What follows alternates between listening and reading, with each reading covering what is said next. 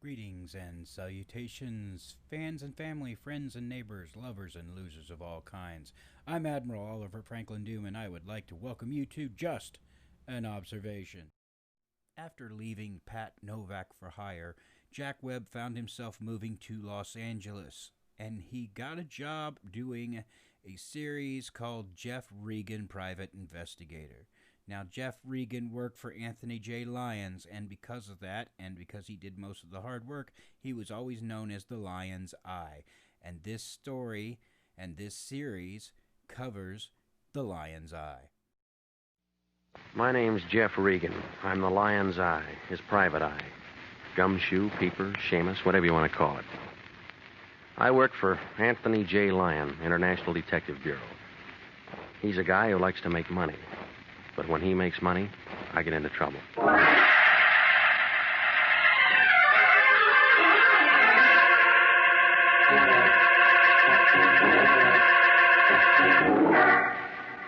Here's the kind of adventure you've been waiting to hear. Hard-boiled action and mystery as told by Jeff Regen, Investigator. As mentioned before, Jeff Regen is the Lion's Eye, and the Lion's Eye works for Anthony J. Lyons. Now, Anthony J. Lyons is played by Wilms Herbert.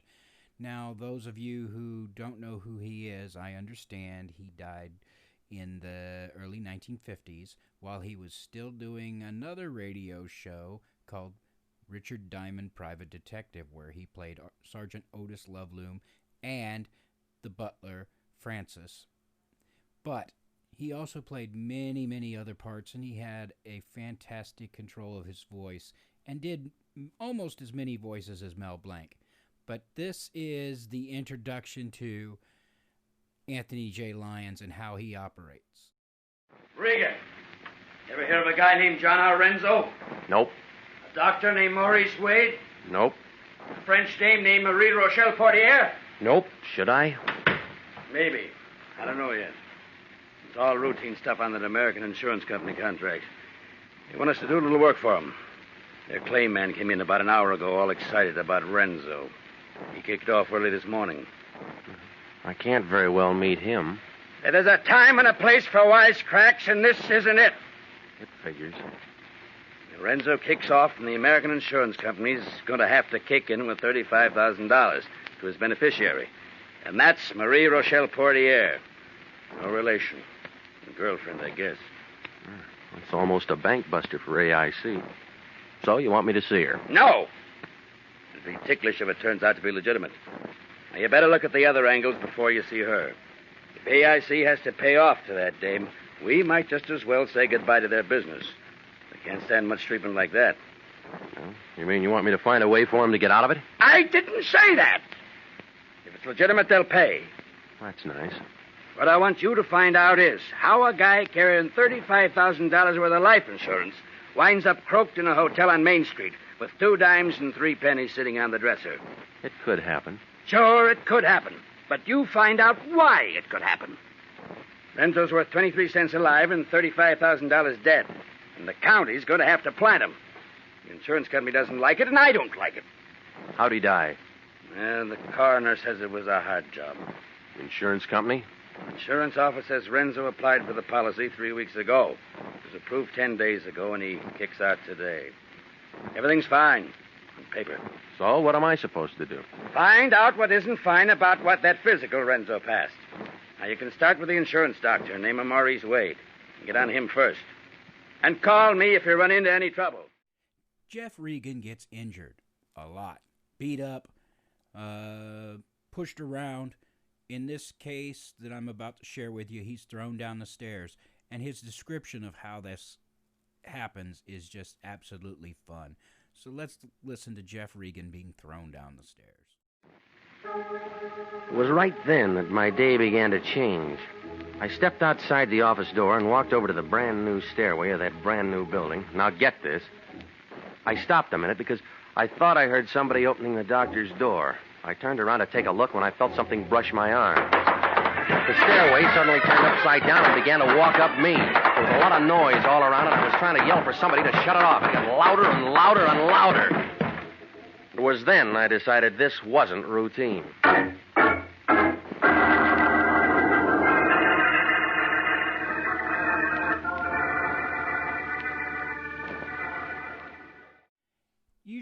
towards the middle of these episodes, Jeff Regen ends up calling Lyons back to try and get an answer. And typically, Lyons' answer is something along the lines of, I will help to the least amount of my ability. You figure it out. That's what I pay you for. And here is one example of.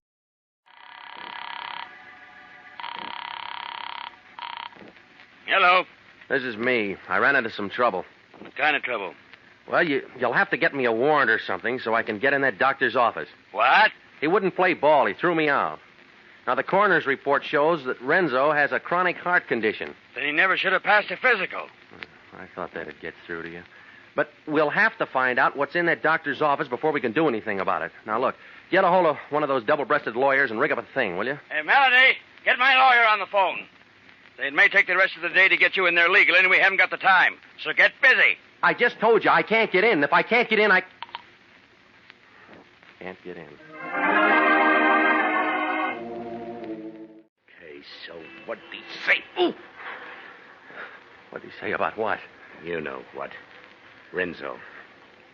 Well, the county's going to bury him. More, Seamus. Keep talking. Only makes sense. He's dead. For good.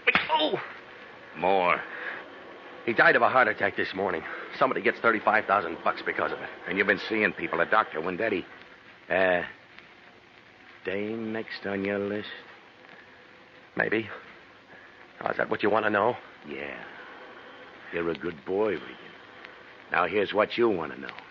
You forget everything you know about anything. You don't say a word to nobody. No one. Understand? No one. Not even your own mother. Just forget it. Right. No. Remember, not a word to anybody. Or else. I wonder if you'd do as good without a gun. Oh! I'll see you later, Pilgrim. Sure you will. Sure you will. But in case we miss connections, and so as you won't forget me, here's something to remember me by. Ooh! So long, Pilgrim. This wasn't routine either. It was brass knuckles, a big man in a brown sport coat on the front seat of my car. I guess I fell onto the horn into my steering wheel. I couldn't seem to sit up straight and get away from the noise.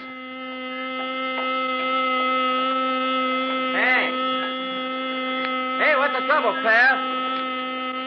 Hey, don't you like peace and quiet? Hey, come on, sit up. Oh. Yeah. What happened to you? I don't know exactly. I don't know. Gee, your face is cut up a little bit. You have an accident or a smash-up? Yeah, something like that. You want me to call a cop? No. I'll handle this myself. Yeah, but don't you think you ought to go home and get some rest? Maybe you ought to find yourself a sawbone or something. Huh? What's that? Maybe you ought to find yourself a doctor to kind of fix you up. You're right. You're absolutely right. And as is typical of Jeff Regen episodes, in the end he ends up not only getting even with the person who beat him up, but solves the crime and lets Anthony J. Lyons in on it. And here is the solution of this particular episode, and let's see what you think. Oh, you busted my head. Help make it straight. Marie's my girlfriend. She calls me today, tells me what you look like, tells me where you'll be, tells me what to do. I do it. She knows who an insurance stick will go to. All right, go on. Catch you at the morgue. You're nosy. She says to rough you up a little bit, make you forget what you're doing for a while. I find you like she says and do what she says. And, nothing personal in it. What about the doctor? He split with you and her? Ain't no doctor in on it, just me and Marie.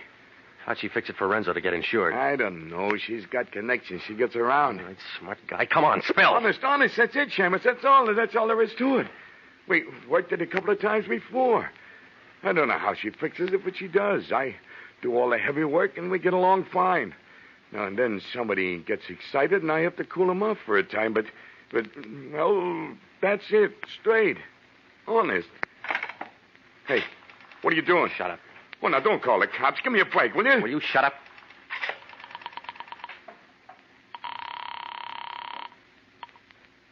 Lyon. It's me. Regan, where have you been? I'm calling from the address of Marie Rochelle Portier. I told you not. Look, there's a big ape here who roughed me up today trying to put me out of commission. I don't care about that. We have only 12 hours. Come on out and pick him up and get a statement for a warrant. Warrant for who? For Marie Rochelle Portier. This monkey can give you enough to have her picked up. She's the one we want. You sure about that? I found out that the doctor who wouldn't let you into his office is in a lot of trouble. Got a wife suing him for divorce, and he might have been it's trying... the Portier dame we want. As soon as you get a warrant on her, it'll make that insurance policy invalid. I still don't trust that doc.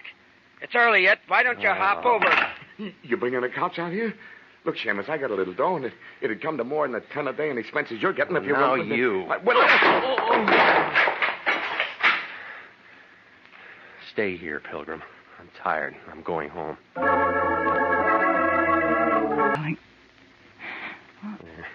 Marie Portier, Mary Porter, it's all the same to me. No, don't reach for it, lady. I took it out of your purse. I know, I tricked you. I've been wanting to trick somebody ever since you shoved me down that flight of stairs this morning, ever since you shagged your big boyfriend onto me. I'll kill you. I'll kill you. No, not today, you won't. I'm not insured. All right, take it easy. Oh, let me go, Jeff. Let me go, please. You were so lonely in the big city that you just sat down and passed time making out phony medical reports and counting the insurance checks that you collected on bad bets. Oh, please, Jeff.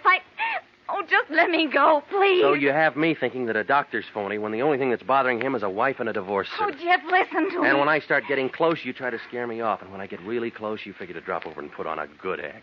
Oh, Jeff, listen to me. They'll send me to prison. They'll make me grow old and ugly there. Oh, Jeff, please let me go. I'll do anything. Jeff, you can let me go. You can. You will. Oh, please, Lyon. Jeff. It's me please again. Let me You go. got that warrant? Yeah, he Oh, spilled. please. But where are we going to find that dame? Please. She's probably skipped. Oh, no, she's at my place. What? I'll do anything, Look, anything. get somebody over quick, will you? Oh, please. Get him over while she's still here. And with that, we've covered Jeff Regen, private investigator. Or actually, depending on what episode you heard, it would also be Jeff Regen, investigator. But that's the end of this one. Check down in the link below for the way to listen to this show. There aren't many episodes. I think there are a grand total of 29 Jack Webb was in, and then he was replaced by Frank Graham, which also replaced him, I believe, in Pat Novak for Hire. But after he left Jeff Regen, Jack Webb went on to play Sergeant Joe Friday and Dragnet. So thank you for watching Just an Observation. I'm your host, Admiral O.F. Doom, and I'd like to remind you all, live life as if awesome is a downgrade.